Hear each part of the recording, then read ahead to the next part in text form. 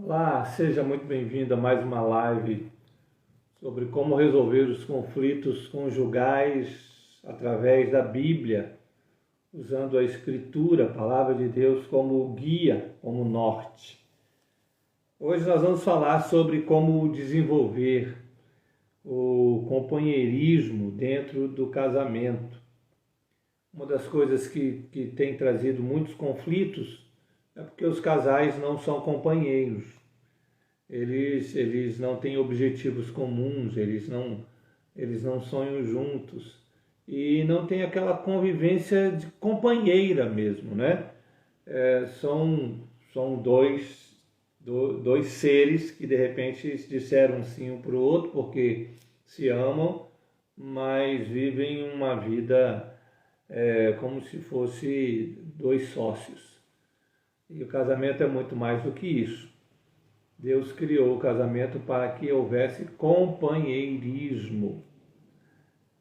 Tem uma história antiga que diz que havia uma competição entre qual cavalo arrastaria o maior peso. E eles colocavam ali em cima de uma carroça algumas pedras pesadas com toneladas e fizeram a competição. O primeiro colocado, o cavalo que levantou mais peso, conseguiu arrastar 2.000 quilos, 2 toneladas. E o segundo arrastou 1.800 quilos. Foi uma competição muito acirrada. De repente alguém teve uma ideia de que eles deveriam colocar os dois cavalos juntos para ver o que acontecia. E aí os dois cavalos arrastaram um peso de 5.400 quilos. 1.600 quilos a mais do que cada um havia arrastado anteriormente, na primeira vez. Por que isso? Por que essa diferença? Porque eles estavam juntos. Essa é a força do companheirismo, essa é a força da parceria, quando se está junto. E hoje eu queria falar sobre isso, sobre como desenvolver pelo menos três passos, três métodos para você desenvolver o companheirismo no seu casamento. Primeira coisa que deve ter são os objetivos comuns.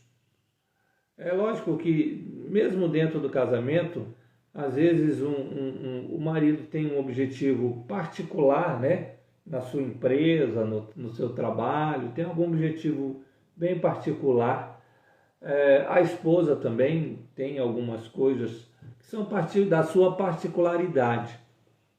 Mas é preciso, para desenvolver o companheirismo, é preciso haver esses objetivos comuns dentro do casamento. O que nós estamos encontrando aqui, quando nós aconselhamos, e nós temos aconselhado vários casais, o que nós estamos encontrando são casais com objetivos distintos, muitos objetivos distintos, exageradamente objetivos que são diferentes um do outro, separados um do outro. Cada um, eles separam as finanças, separam o dinheiro. Às vezes o marido trabalha fora, a mulher também, e aí a mulher fica com o seu dinheiro, faz seus objetivos, o marido fica com o dinheiro dele, faz seus objetivos. A única coisa em comum que eles têm são as contas para pagar dentro de casa. Isso não gera companheirismo. E nós temos visto isso acontecer demais nos casamentos. Isso tem sido prejudicial para os casamentos. É preciso haver esse companheirismo e para que haja companheirismo é preciso que haja objetivos comuns. Como é que a gente descobre os objetivos comuns no casamento? Primeira coisa, é preciso descobrir os objetivos de Deus. Para que Deus nos uniu? Quais são os objetivos pelos quais Deus nos casou, Deus permitiu que nós nos casássemos? o que ele deseja de nós. Aí você traça um objetivo comum naquilo que Deus deseja. O comum agora aponta para aquilo que Deus quer de vocês como casal. De repente existem coisas muito específicas, não é?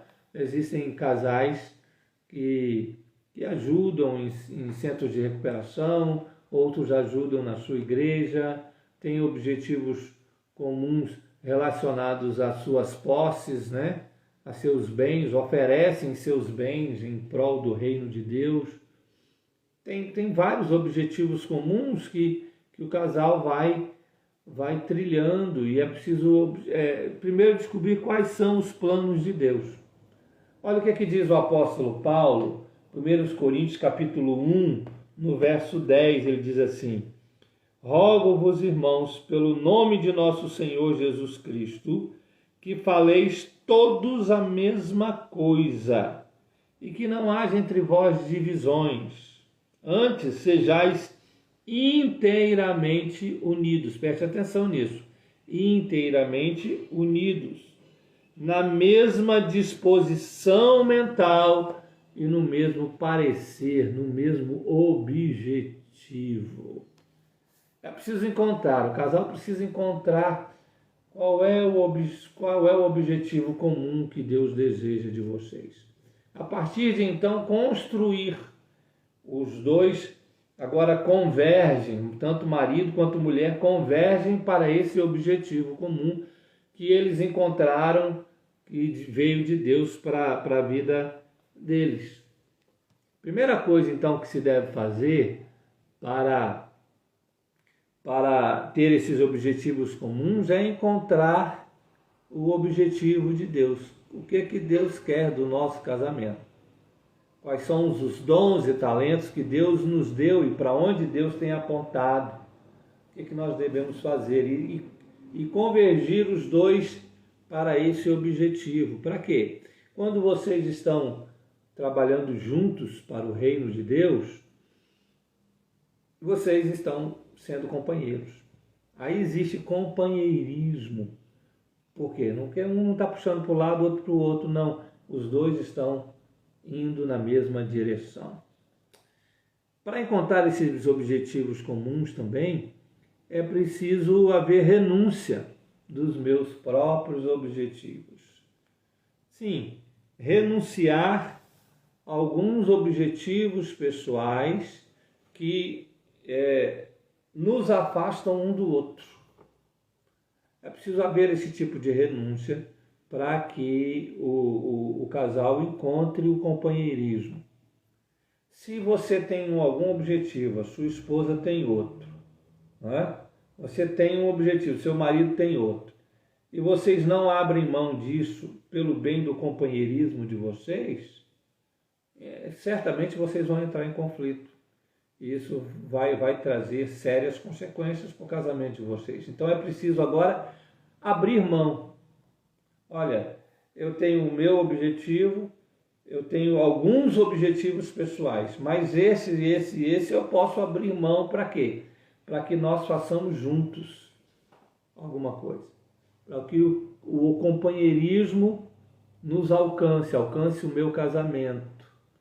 Porque se você se você não abrir mão, se você não renunciar a algumas coisas que precisam e devem ser renunciadas em prol de uma vida de companheirismo no casamento, seu casamento vai entrar num redemoinho aí muito perigoso. Muitas discussões, muitas brigas, distanciamento. Nós temos visto ultimamente um distanciamento muito grande dos casais, mesmo quando estão dentro de casa. Por quê?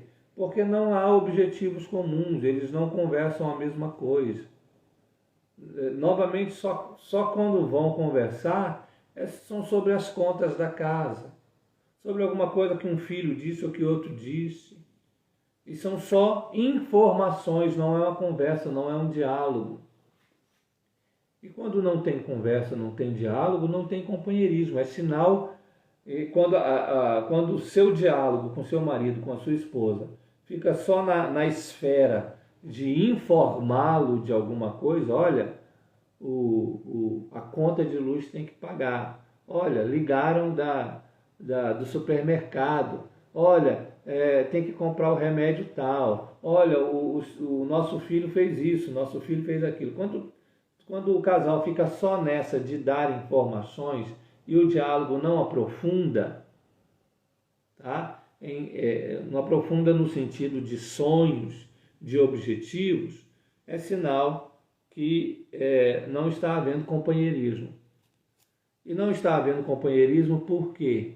Porque, infelizmente, alguns não estão abdicando, renunciando os seus próprios objetivos. Ele pensa só nele.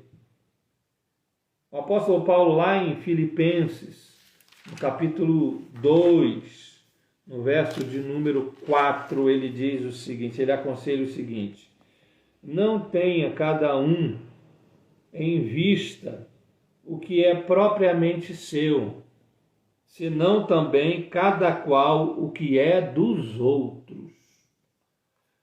É bacana essa palavra do apóstolo Paulo dizer assim, olha, não seja egoísta, abra mão daquilo, se você só quer as coisas para você. E a gente vê tanto isso, né? Nós temos cuidado de um casal, especialmente nesses últimos dias, um casal em crise na sua vida conjugal por causa de egoísmo.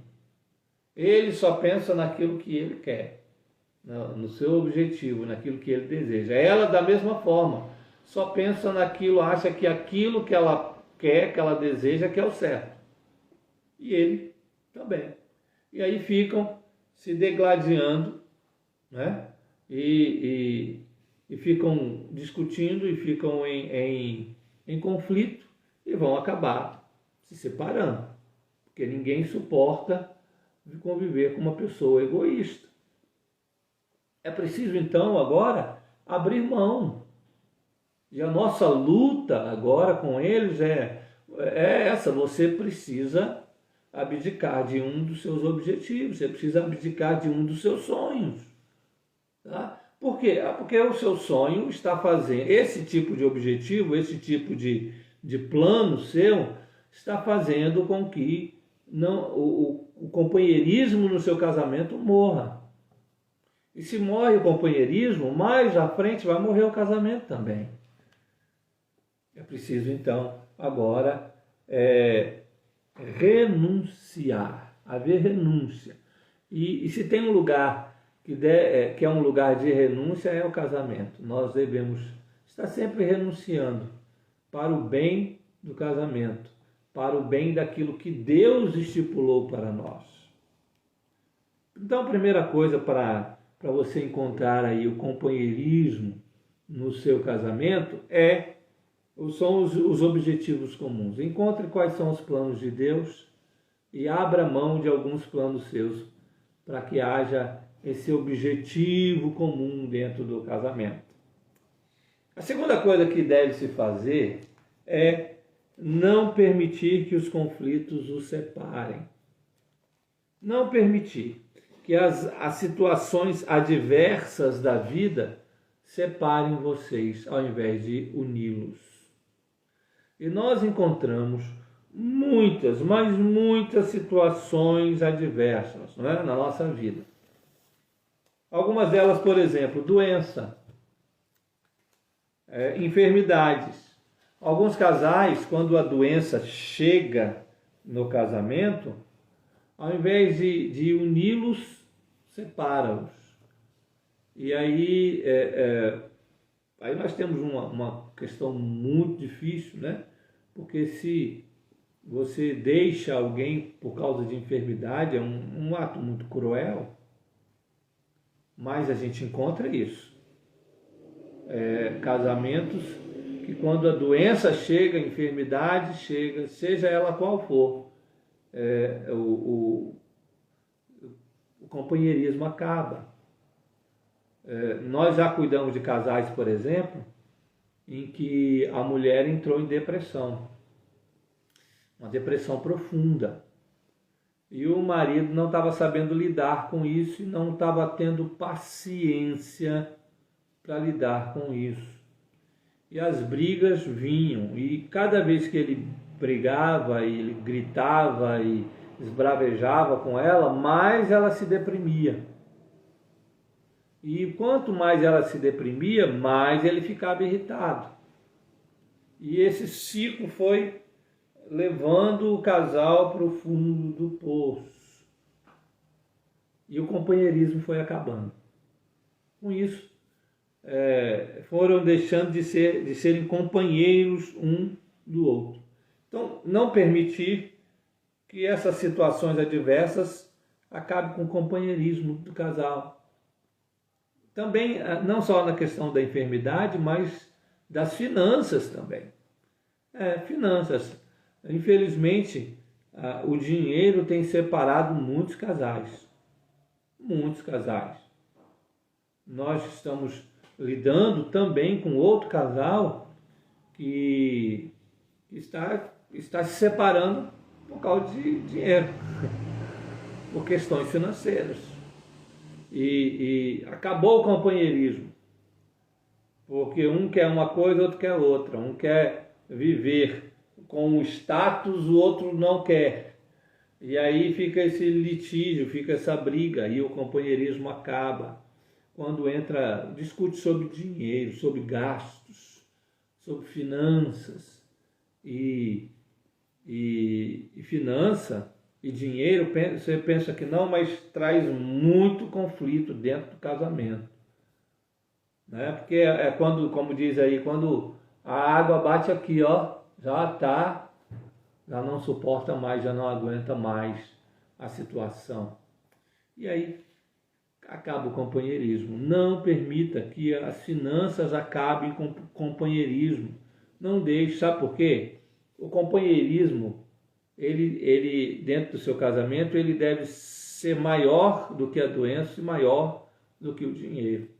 O valor maior está no seu esposo, na sua esposa, e não nas outras coisas, como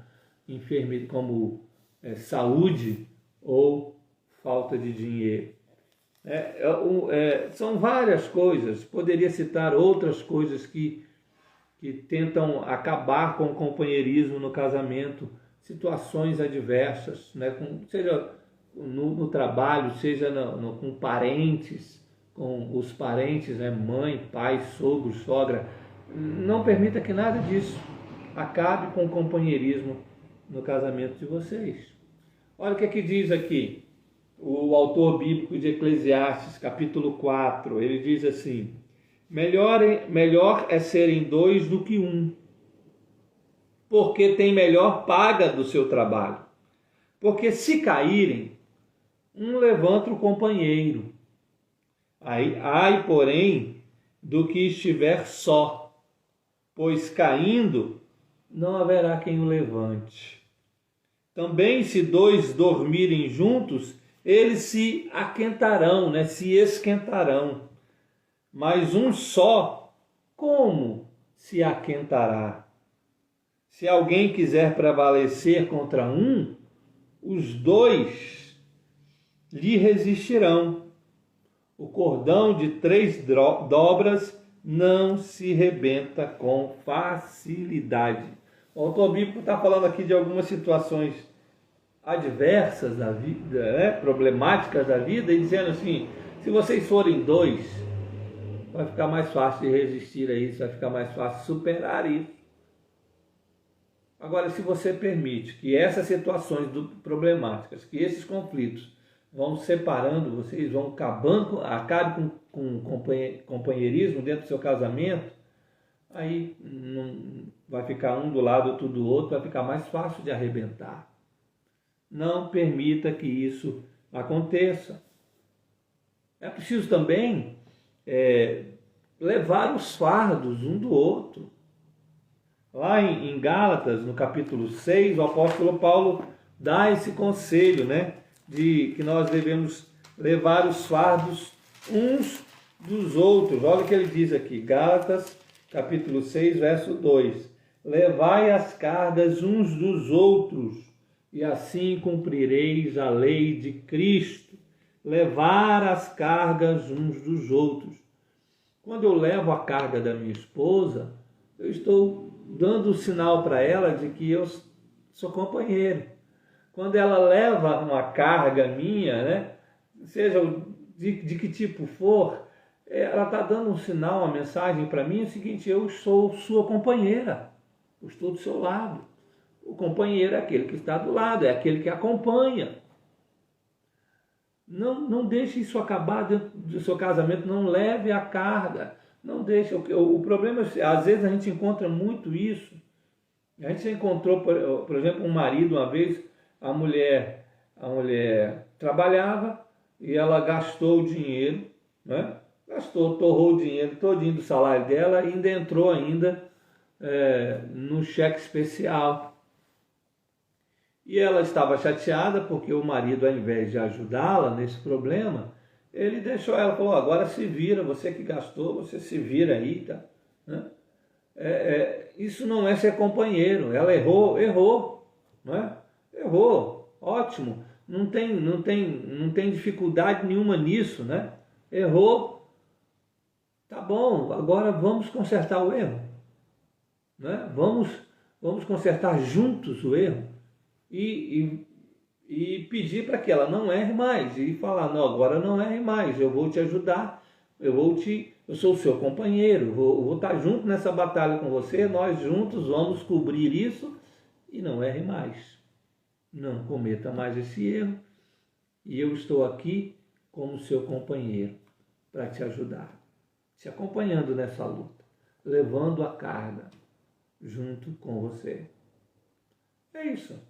Levar a carga. Ou então o marido chega em casa do trabalho, o chefe encheu ele assim, de coisas de coisas para fazer, e ele está com a cabeça, né? E a mulher, quando ele chega em casa, ela não está nem aí para ele, né? O marido está lá precisando de uma palavra de carinho, de incentivo, precisando de alguém do lado, de uma companheira que o possa ouvir e aconselhá-lo, mas não, ela deixa ele para lá, sofrendo as dores do trabalho, da sua vida profissional sozinho. Isso não é companheirismo, é preciso levar a carga juntos. Uma outra, terceira e última coisa que você precisa fazer aí para desenvolver o companheirismo no seu casamento é criar momentos juntos. Sim, criar momentos juntos. Por quê? Porque o companheirismo não nasce em árvore. Ele não é chuva para cair do céu. Companheirismo, ele é desenvolvido. É feito dentro do casamento. Não vai cair do céu. Eu casei, pronto, sou companheiro. Não. O companheirismo vai ao longo da caminhada até o fim. Até quando vocês disserem adeus um para o outro, né? Com a morte, né? Os separando, mas vai até o fim. É preciso estar sempre, todos os dias, desenvolvendo o companheirismo. Por isso que eu digo que é preciso criar esses momentos juntos, de vocês estarem juntos. Gênesis capítulo 2, verso 18. Deus havia feito o homem, né? Aí diz assim, Gênesis 2,18. Disse mais o Senhor Deus: não é bom que o homem esteja só. Far-lhe-ei uma auxiliadora que lhe seja idônea. Na criação, quando você lê Gênesis capítulo 1, você vai ver sempre dizendo assim: no primeiro dia Deus fez isso, e viu Deus que era bom. No segundo dia Deus fez isso, e viu Deus que era bom. Aí no sexto dia, No sexto dia, Deus criou o homem, papapá, papapá, papapá, e viu Deus que era muito bom. Mas, diante de todas essa palavra repetida, e viu Deus que era bom, teve uma coisa que Deus viu que não era uma coisa boa. No verso 18 diz: disse o Senhor, não é bom. Não é bom o quê? Que o homem esteja só. Vou fazer para ele uma companheira. Alguém que desenvolva o companheirismo com ele. Por quê? Porque estar só não é bom. É preciso vocês desenvolverem juntos, criarem momentos juntos para desenvolver o companheirismo. Como? Vou te dar algumas dicas aqui. Primeiro, conversas, diálogos. E não precisa ser diálogos assim, olha, nós vamos conversar sobre a nossa vida financeira. Vamos lá, pega a planilha. Não, não é nada disso. Não é diálogo assim, vamos conversar sobre a criação de filhos. Anota aí, o Joãozinho fez isso, a Mariazinha fez aquilo. Não, não é nada disso. Conversas, diálogos. E de algumas coisas que vamos dizer assim, não tem nada a ver com nada. É só para conversar, é só para bater papo. Saber um do outro. É só para um notar que o outro é seu companheiro, está ao seu lado. Né? Conversas e diálogos dos mais diversos. Dos mais diversos. Uma outra coisa boa para fazer é leitura. Ler juntos. E aí, ler juntos a Bíblia, a palavra de Deus. Leiam juntos a Bíblia, a palavra de Deus. Ou leiam um livro. Peguem um livro para vocês lerem juntos. Façam uma boa leitura de um bom livro. Leiam a palavra de Deus juntos. Criem esses momentos juntos. Momentos de oração juntos. Orem juntos. Desenvolvam isso, criem isso. Esse companheirismo devocional de leitura da Bíblia e de oração. De leituras de outros livros. Ou vamos assistir um filme? Assistir um filme. Faz umas pipocas lá, né? E vamos assistir um filme. Para quê? Para nós desenvolvermos o nosso companheirismo. Enfim, tem muito, eu poderia passar aqui horas e horas e horas falando sobre várias coisas que vocês poderiam criar para desenvolver esse companheirismo. E são muitas coisas. Eu tenho certeza que o Espírito Santo de Deus vai colocar no seu coração aquilo que vocês gostam para estarem juntos. Mas criem, não espere cair do nada. Ah, mas eu não quero conversar com ele, eu estou chateada com ele. Eu não quero conversar com ela, estou chateado com ela. Não tem problema, tá bom? Vamos fazer o seguinte, vamos engolir esse ódio que não vem de Deus, esse rancor que não vem de Deus, e vamos agir como cristãos de verdade, com pessoas que realmente querem fazer a vontade de Deus no seu casamento. Aí é preciso exercer o perdão, é preciso confessar o pecado, é preciso retornar à vida e desenvolver esse companheirismo, criando esses momentos juntos. Não espere pelo outro, crie você e não espere cair do céu, não espere a raiva passar, não espere o rancor passar. Não. Mesmo que estejam em conflitos, em nome de Jesus, resolva, perdoe, libere perdão e crie uma vida de companheirismo. Muitos casais estão entrando em conflito justamente porque não desenvolvem o companheirismo no seu casamento. Era isso que eu queria dizer para vocês hoje. Que Deus abençoe você, que Deus abençoe o seu casamento, que você seja ricamente abençoado